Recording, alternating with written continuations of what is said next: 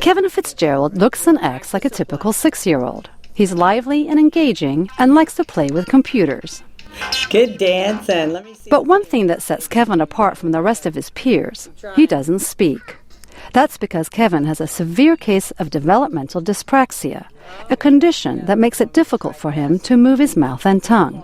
Which one do you want to do? Like many children with speech difficulties, Kevin works with a therapist to develop his speech. But Kevin's therapy goes beyond standard treatment. It includes working with a socially assistive robot called Cosmobot. Carol Samango-Sprouse is a certified neurodevelopmentalist who has been working with disabled children since 1982. She says what impresses her about Cosmobot is that it immediately engages children. They were absolutely entranced. They would work harder and longer. And we saw it on the first day, first child, and every child was like that. One of the reasons Cosmobot is such a successful therapy tool, says Samango-Sprouse, is that children think of it as a live person. They talk through the robot and use it to follow directions. 6! From the standpoint of therapy, you will get longer engagement, harder skills, and they will stay with you as long as you're willing to work. Have him point to Kevin. Good. Pointing to words like he was doing today is not fun for Kevin, but the fact that he could use the robot to point to the words made it fun. Good job. Can he say 4? 4. Good talking. In addition to using the robot to talk and follow directions, Kevin also likes to control its movements.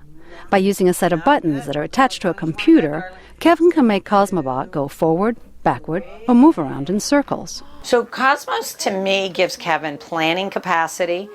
He gives him independence because he can select with Cosmobot what he wants to do. And it gives me a vehicle to say, this is really hard. Cosmos really wants you to do it. Let's do it together. And he will work harder for it. Kevin's mother, Patty Fitzgerald, says Cosmobot has made a positive impact on her son's social life. And when he's playing with his friends, he's a little bit gentler. He used to walk up and hit somebody on the arm to say hello.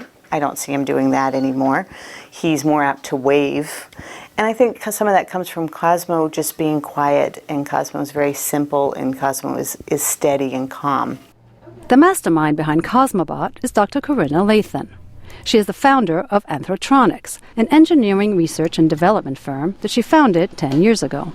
I was really inspired to start the company by the children that we were working with, children with cerebral palsy, children with Down syndrome, autism, other types of developmental disabilities. And the inspiration was that the children's needs were not being met as well as they could have given the technology advances we've seen over the years. Lathan says children seem to respond to Cosmobot physically, socially, and cognitively. They become friends with Cosmobot. Cosmobot is able to elicit behaviors that had been either considered very difficult to elicit or non-existent in children. Cosmobot has a tremendous impact on these kids within the therapy session. Robert. See if he can try it like that. Robert. Corinna Lathan says socially assistive robots like Cosmobot are still considered research tools and are not used as much in the United States as they are in other countries.